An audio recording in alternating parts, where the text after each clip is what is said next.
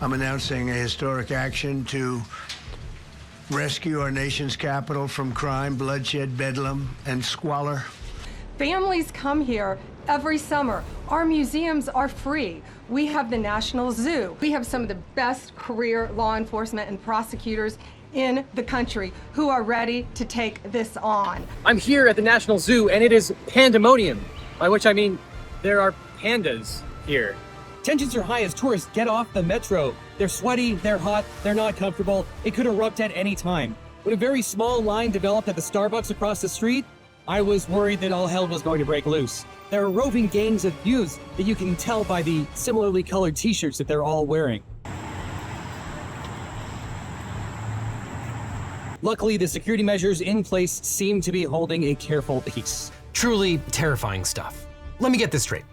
Donald Trump, the man who was convicted of 34 felonies, who invoked the Insurrection Act and violently cleared Lafayette Square in 2020, who wouldn't call the National Guard to quell the Capitol riot on January 6th, who then pardoned those same rioters, who was friends with the world's most infamous sex trafficker, that guy has now declared Washington, D.C. a Mad Max hellscape. Our capital city has been overtaken by violent gangs and bloodthirsty criminals, roving mobs of wild youth, drugged-out maniacs and homeless people. Now, because of the current mass lawlessness, which is completely made up, President Trump is assuming control of the Metropolitan Police Department and deploying 800 National Guard troops to combat crime in the city. And who will be leading the charge?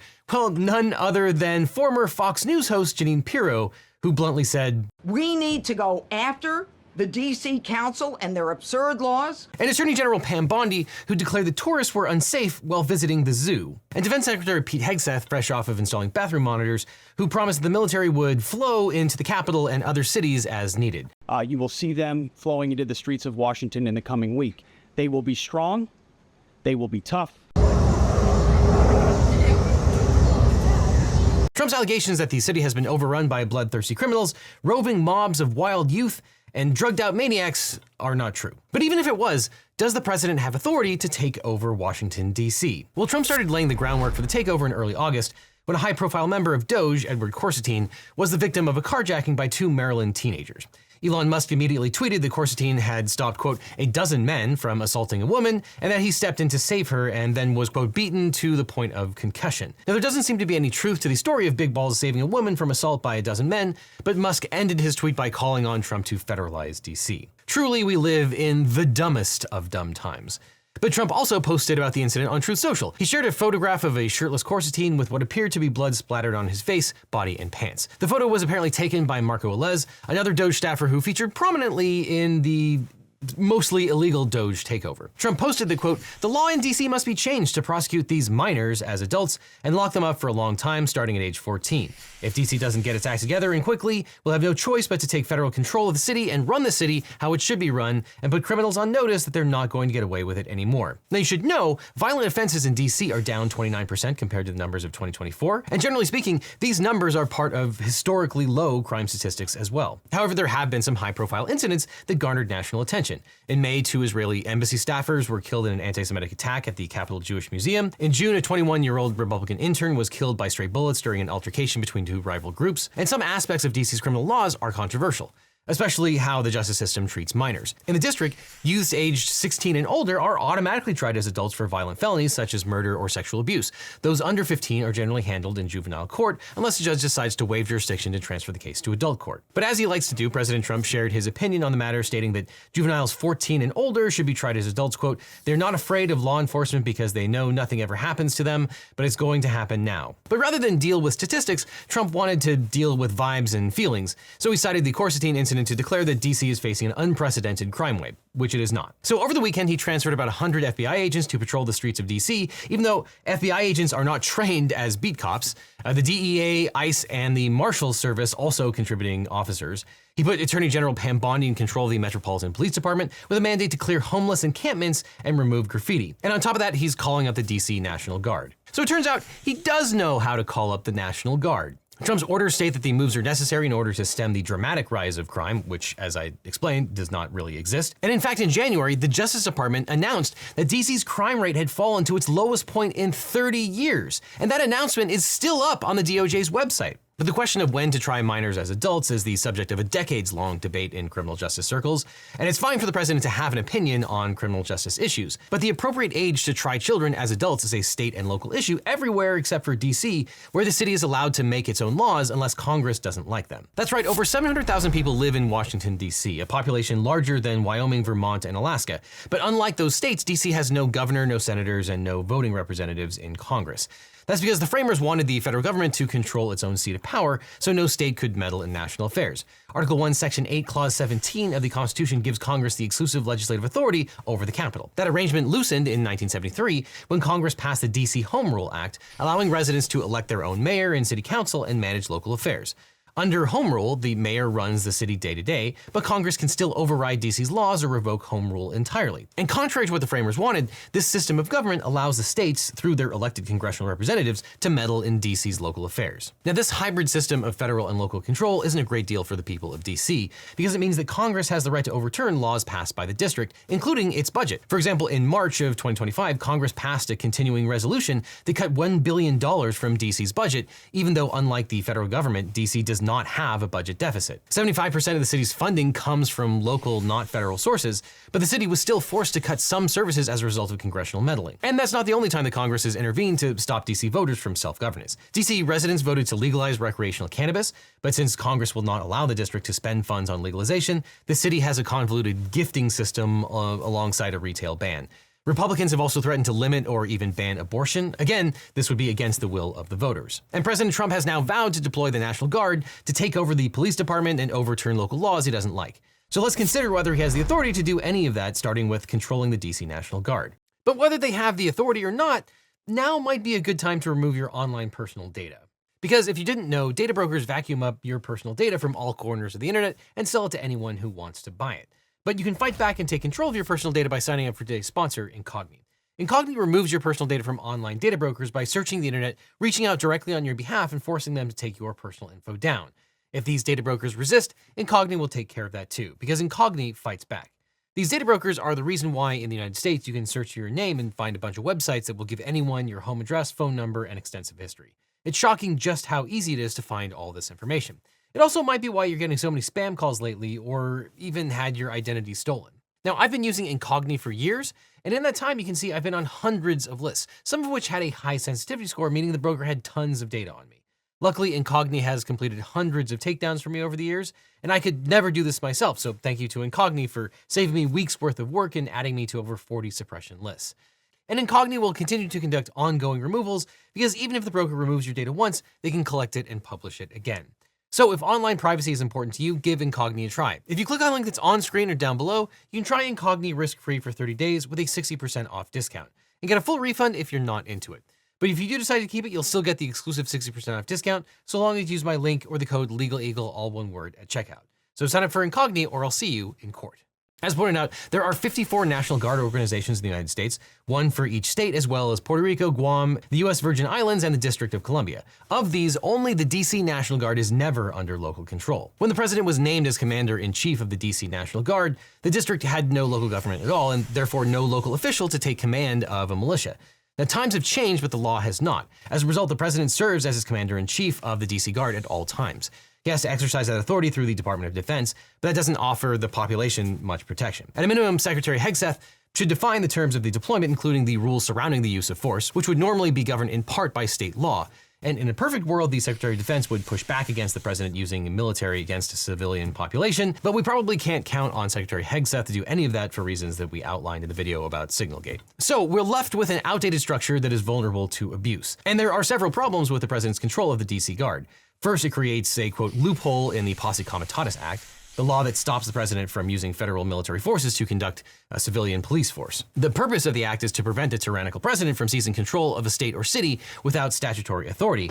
Unfortunately, the Justice Department has clung to the legal fiction that the Guard can operate as a domestic police force rather than a militia. As the Brennan Center explained, quote, that means the president can use the DC Guard as a domestic police force at any time without invoking the Insurrection Act, which allows the president to use military force to quell violent uprisings or enforce civil rights laws, or any other statutory exception to the Posse Comitatus Act. Now, during President Trump's first term, he took advantage of the loophole to activate the Guard to stop local protests against police brutality over the mayor's strong objection. And as we know, officers then used tear gas asked to clear the way for Trump's Bible-toting photo op at St. John's Church. Now, the second problem with this loophole was exposed during the January 6 riots. Under DC Code Section 49-103, quote, when there is in the District of Columbia a tumult, riot, mob, or body of men acting together by force with attempt to commit a felony or to offer violence to persons or property, or by force or violence to break and resist the laws, or when such tumult, riot, or mob is threatened, it shall be lawful for the mayor of the District of Columbia to call on the commander-in-chief to aid them in suppressing such violence and enforcing the laws. Now, this loophole is meant to give the president authority to act quickly in times of crisis, such as when thousands of people converged on the U.S. Capitol with the aim of disrupting the certification of Biden's victory on January 6, 2021.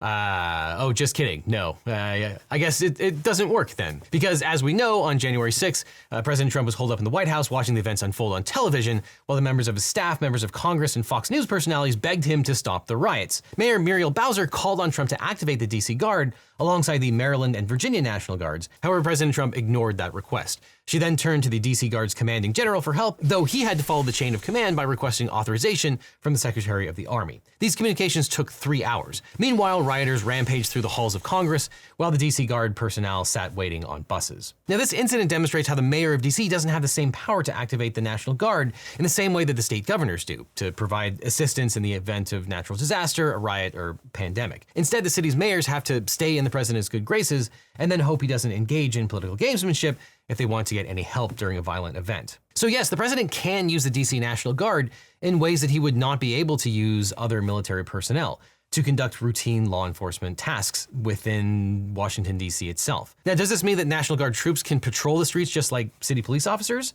Well, presumably. Can they be tasked with clearing homeless encampments? Even though they're not trained for it, probably.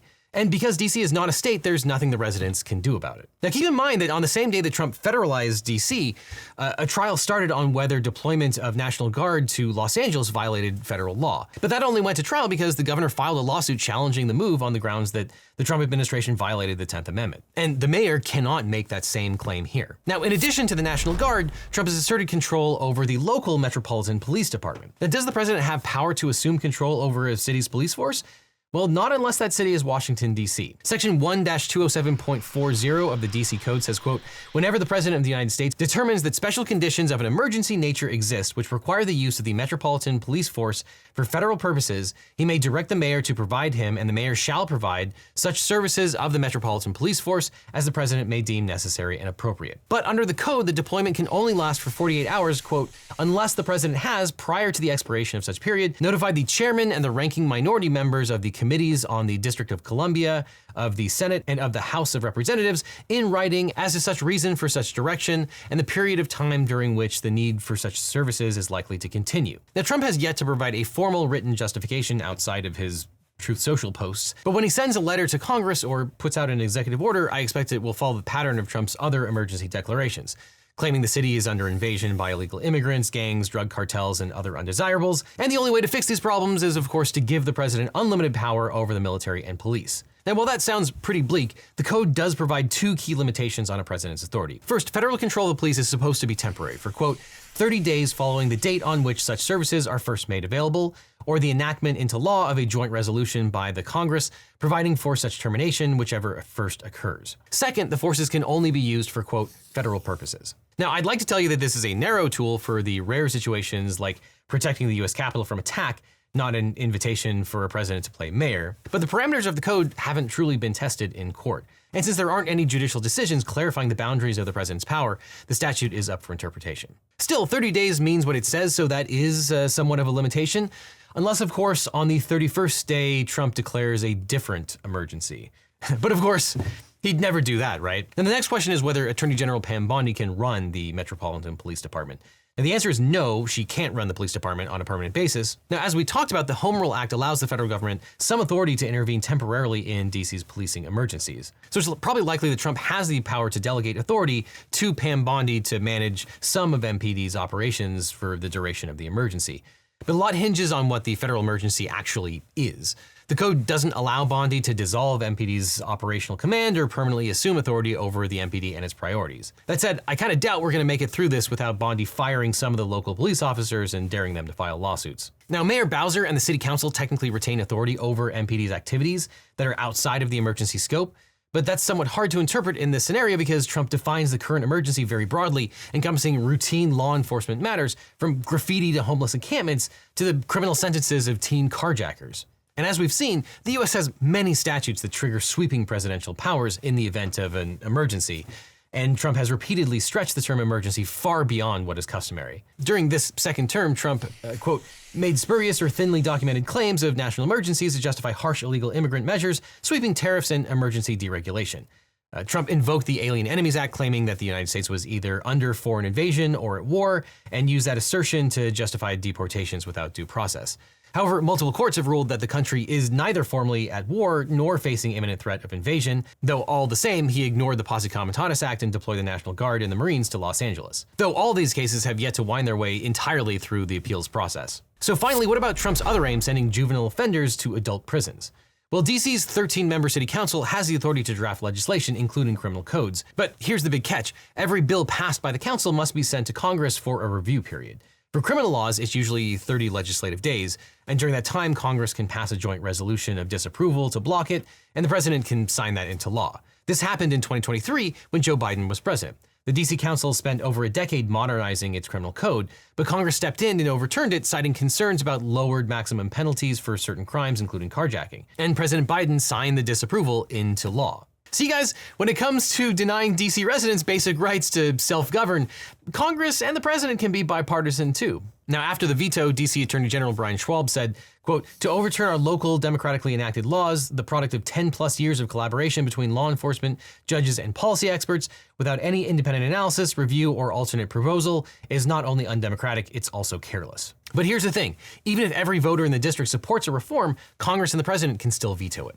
So in that sense, the city council is more like an advisory board. So the legislation it passes is in effect until Congress says it isn't. So although the DC Attorney General has the discretion to ask the court to try juvenile defendants as adults, even if they're ages 15 and under, that probably would not satisfy the Trump administration.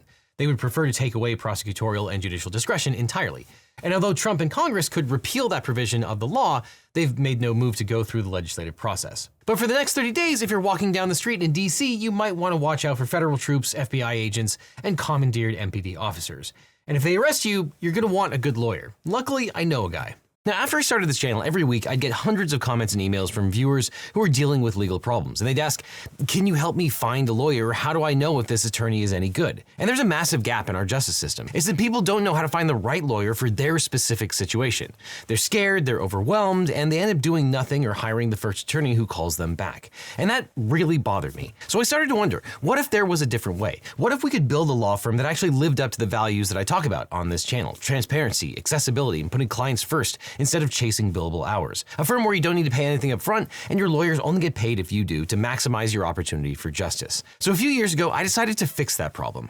I decided to start my own personal injury law firm. And honestly, it wasn't an easy choice. But I realized I was in this unique position. I had this platform, this community, and the experience. Not to get rich, trust me, there are easier ways to make money than starting a law practice. But we did it because access to justice shouldn't be a luxury. Because finding the right legal representation shouldn't feel like playing Russian roulette with your future. And when you work with my firm, you're not just getting a lawyer. You're getting a team that understands that behind every case is a real person with real stakes. If we can't represent you, or you're in a state where we don't practice, we'll take the time to try to match you with an attorney in my personal network of lawyers. A national network of some of the best lawyers in the country who actually specialize in what you're going through, located right where you are, not just whoever happens to be available. So if you're dealing with a personal injury, a car crash, a data breach, sexual harassment, a social security or workers' comp issue, give us a call at the number on screen or click on the link below. Now, I can't represent everyone that watches this channel. I wish I could, but what I can do is make sure that when you need legal help, you have somewhere to turn to that you can trust. So whether it's me handling your case or the incredible attorneys we partnered with, you'll get the same principles of honesty and education that we bring to every video. And if you're dealing with a legal issue and you're not sure where to start,